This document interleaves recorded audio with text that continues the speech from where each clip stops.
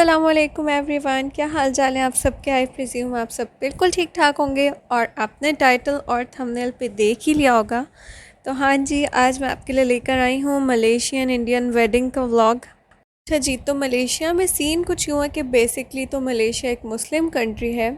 यहाँ पे आपको रिलीजन के हिसाब से पूरी आज़ादी है, क्योंकि यहाँ पर रेसेस भी 3 किस्म की हैं और रिलीजन्स भी बहुत सारे फॉलो होते हैं। जैसे कि यहाँ पे एक रेस है मलेशियन इंडियन और एक है चाइनीज़ मलेशियन, एक है मले। जो चाइनीज़ पीपल हैं वो यहाँ पर मैंड्रिन बोलते हैं या फिर कोई चाइनीज़ लैंग्वेज बोलते हैं। चाइना में भी तो बहुत सारी लैंग्वेजेस होती हैं।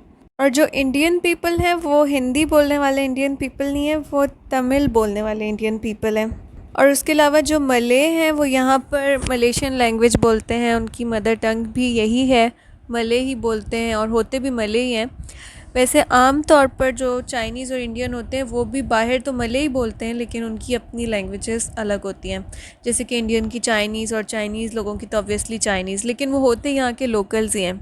आज मैं और बच्चे जा रहे थे, मेरी यहाँ पे बिल्डिंग में एक आंटी रहती है, उन्होंने मुझे इनवाइट किया था अपनी भांजी की शादी पर और मुझे लेकर भी जा रही थी। हस्बैंड जो है वो मेरे घर पर हैं और बहुत ज़्यादा बिज़ी आज का दिन था, कोई रिकॉर्ड नहीं कर पाई। और इस टाइम पे मैं और बच्चे रेडी हो गए हैं, 4:30 का टाइम है। अस्सलाम वालेकुम, क्या हाल है आप सबका। आई प्रिज्यूम सब बिल्कुल ठीक ठाक होंगे। और मैं आज जा रही हूँ इंडियन तमिल वेडिंग पे और मौसम इतना प्यारा हो रहा है। ठहरे मैं आपको दिखाती हूँ, विंडो ज़रा।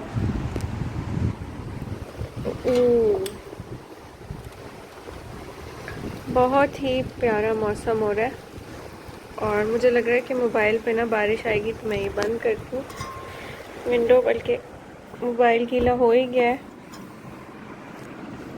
और बस मैं रेडी हूँ, मैंने अपना वही सूट पहना है जो मेरे पास फैंसी अवेलेबल था और साथ में थोड़ी सी चूड़ियाँ पहन ली हैं, मम्मा ने ईद पे भेजी थी। तो खैर अब हम निकल चुके हैं। तो हुआ ये था कि आंटी ने मुझे 5:30 पे रेडी होने का कहा था। अच्छा, मैं ना बच्चों के साथ होती हूँ तो मैं हमेशा टाइम का मार्जिन रखती हूँ ताकि मैं एम्बैरसमेंट से बच सकूँ।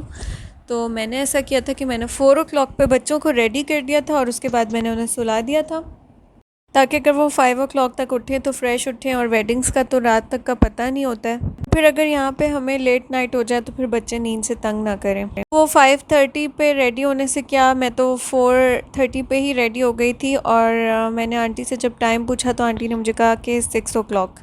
अच्छा, अब हम 6 o'clock पे रेडी हुए और इनका बेटा हमें लेने आया था 6:45 पे, और हम 6:45 तक फिर यहाँ पर बैठे हुए थे क्योंकि इनका बेटा किसी और स्टेट से आ रहा था, तो वो काफ़ी लेट हो गया था।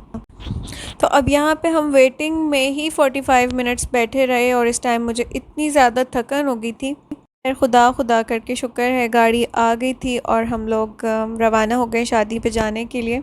होता ये कि बच्चों के साथ बंदा जब ट्रैवल करता है ना, मेरा एटलीस्ट पर्सनल एक्सपीरियंस ये है कि पहले बच्चों के कपड़े निकालो, फिर उन्हें तैयार करो और फिर उनके टेंट्रम्स बर्दाश्त करो, सुलाओ खिलाओ। और फिर मैं बैग भी तैयार करती हूँ जिसमें उनका पानी और थोड़ी सी कैंडीज़ बिस्किट्स वगैरह भी होते हैं।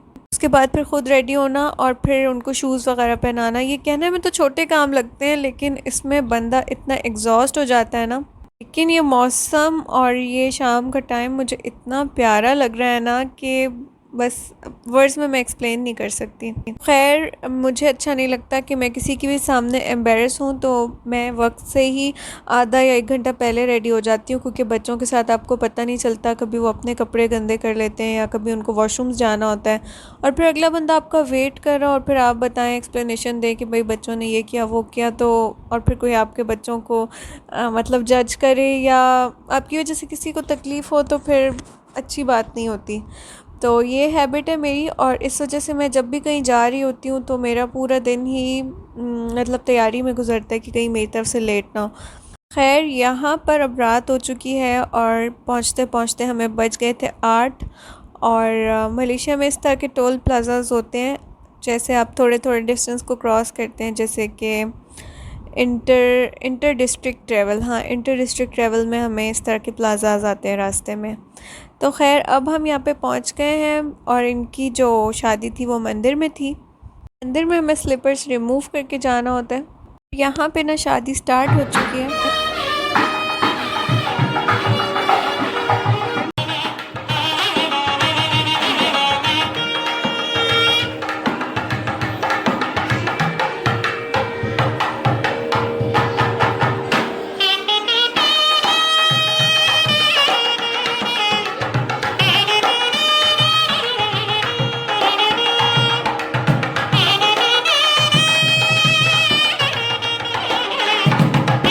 यहाँ पे इनकी शादी की रस्में चल रही हैं, तो फ़िलहाल दुल्हन ने वाइट कपड़े पहने हुए हैं और इनके जो भी इन लॉज हैं या घर वाले हैं वो इनकी रस्में करें, इनको माला पहना रहे हैं, इन्हें फूल गहने पहना के तैयार कर रहे हैं।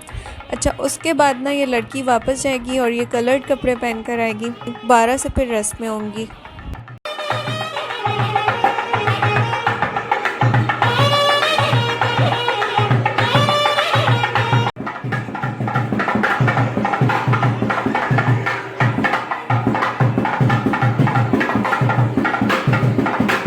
जी, तो जो रस्में अभी की थी वो पूरी हो चुकी हैं। आरती और तिलक हो गया, अब लड़की जाएगी और कपड़े चेंज करके आएगी।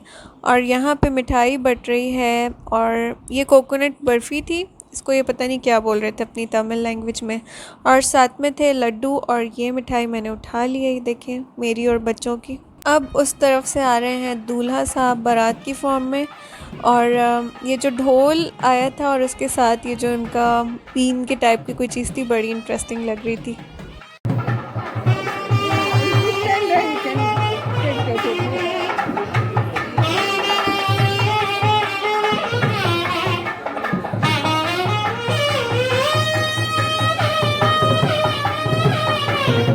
ये ऑरेंज साड़ी और पिंक शर्ट में ब्राइड आ रही हैं।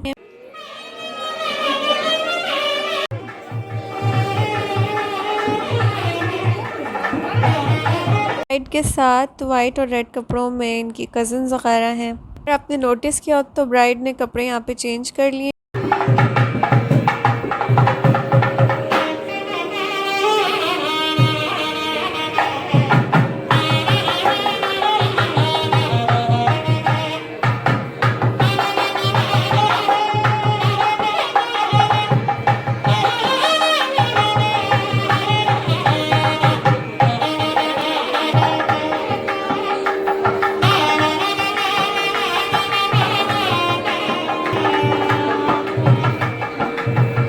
अच्छा, ये इतने मज़े मज़े की मिठाइयाँ और चॉकलेट्स और कैंडीज़, जेलीज़ वगैरह पड़ी हुई हैं। कुछ कुछ इससे मिलती जुलती चीज़ें हम भी करते हैं, जैसे कि गोद भराई। और दुल्हन यहाँ पे अब पूजा करके ऊपर जाके बैठ गई है। और आपको वीडियो में जहाँ पे सही से नज़र आए ना, वहाँ पे ज़रा गौर करिएगा। ग्रूम के हाथ में ये जो दोनों हाथों में 5-5 उंगलियों में अंगूठियाँ, ये बहुत ज़्यादा इंटरेस्टिंग लग रही हैं। मैंने एटलीस्ट अपनी लाइफ में फ़र्स्ट टाइम देखी हैं। पंजे की तरह है बिल्कुल।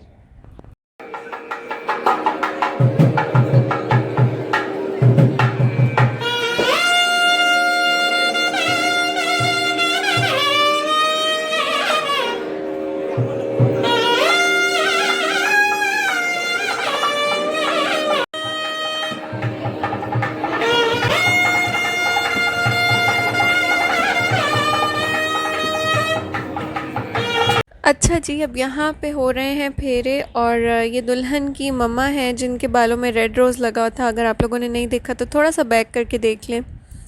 और इसके बाद फेरे के लिए आगे दुल्हन का भाई है, या फिर भाई नहीं होगा तो कज़न है, और उसके पीछे दूल्हा है, फिर दुल्हन है, और दुल्हन के पीछे फिर दूल्हा की बहन है। तो इस तरह से ये सारे मिल के जो है ना राउंड्स ले रहे हैं, यानी कि फेरे ले रहे हैं। इनकी जो शुभ घड़ी है, जो ये लोग कुंडली निकलवाते हैं, वो 8 से 8:30 तक का टाइम है और उसी के अंदर हो जाना चाहिए, वरना ये लोग कहते हैं कि अपशगुन हो जाएगा अगर 8:30 से ऊपर हो गया। उसके अलावा ये लोग कहते हैं कि अगर वेडिंग पे बारिश हो जाए तो दूल्हा दुल्हन के लिए बिल्कुल भी अच्छा नहीं होता। मैंने इतनी बार जो है ना इंडियन मूवीज़ और ड्रामे देखे हैं, पर ये जो लोग यहाँ पे कर रहे थे इस तरह के रिचुअल्स मैंने फ़र्स्ट टाइम देखे हैं। जैसे कि वो चीज़ें एक्सचेंज कर रहे थे, उसके बाद इन्होंने पंडित को दे दी थी, और जैसे कि आदमी ने अंगूठियाँ पहनी हैं।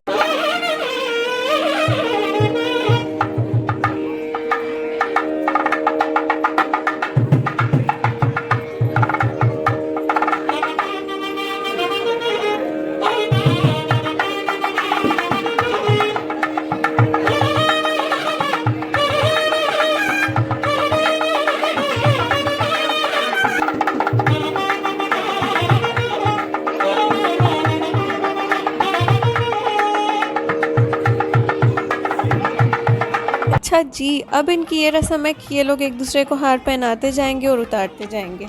अब मैंने एग्जैक्टली काउंट नहीं किया था कि इन्होंने कितनी बार एक दूसरे को पहनाए उतारे थे, पर बहुत ही ज़्यादा इंटरेस्टिंग लग रहा था। और हम लोगों से इनकी रस्में काफ़ी ज़्यादा डिफरेंट है। कहते हैं कि इंडियन पाकिस्तानियों की वेडिंग जो रिचुअल्स होते हैं काफ़ी ज़्यादा सेम होते हैं, पर इंडिया का भी ये है कि बहुत बड़ा इंडिया है, उनके भी काफ़ी ज़्यादा इलाके हैं, तो उनकी भी कल्चर्स बहुत ज़्यादा डिफरेंट हैं एक दूसरे से, अगर सिर्फ हिंदू वेडिंग्स ही देखी जाए। अच्छा, यहाँ पर जब इन्होंने ये सारे हार पहन लिए थे, उतार लिए थे, उसके बाद इन्होंने मंगलसूत्र पहनाया था और तिलक लगाया था, और रश बहुत ज़्यादा था और मैं चली गई थी। उसके बाद हुए थे फायर क्रैकर्स।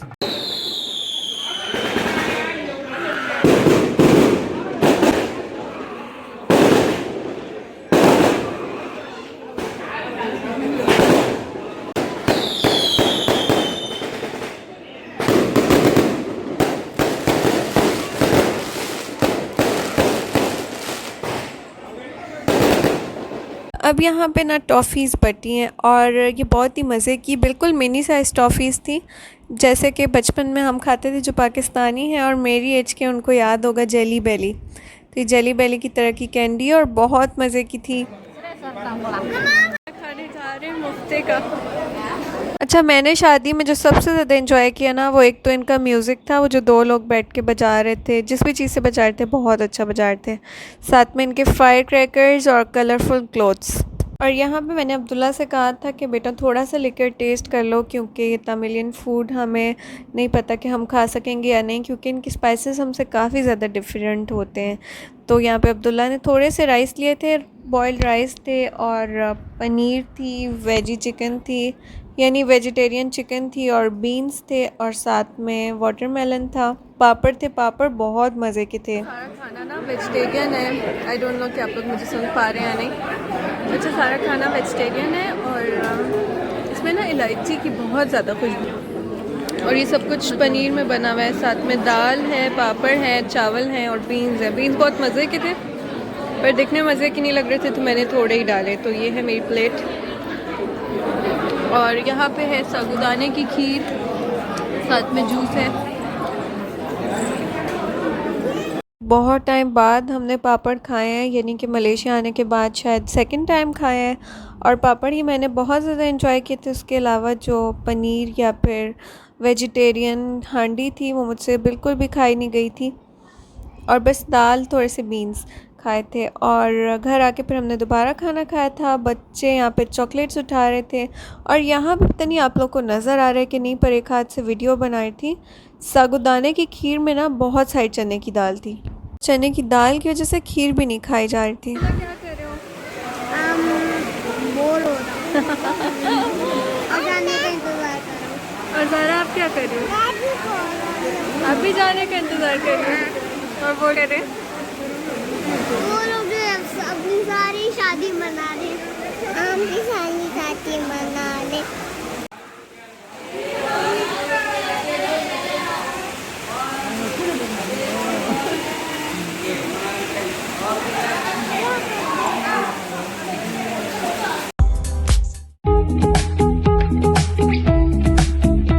इस वक्त बच्चे काफ़ी ज़्यादा बेजार हो चुके थे। एक्चुअली ये 4 साल से यहाँ पर हैं, और यहाँ पर हमने कोई ऐसे ढोल ढमक्के वाली शादी अटेंड नहीं की थी, और ये 2-3 घंटों में बिल्कुल बेजार हो गए थे। और हमारे रिलेटिव्स भी नहीं थे ना, हमारी लैंग्वेज के थे, तो शायद इस वजह से भी बच्चे थोड़ा सा बोर फील कर रहे थे।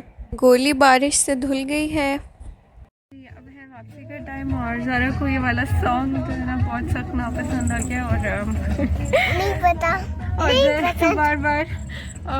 बार बार जो है ना वो यही लग रहा है गाना। जो है वो शदीद किस्म की बारिश हो रही है कोई, और इस वजह से हम काफ़ी लेट भी हो गए हैं।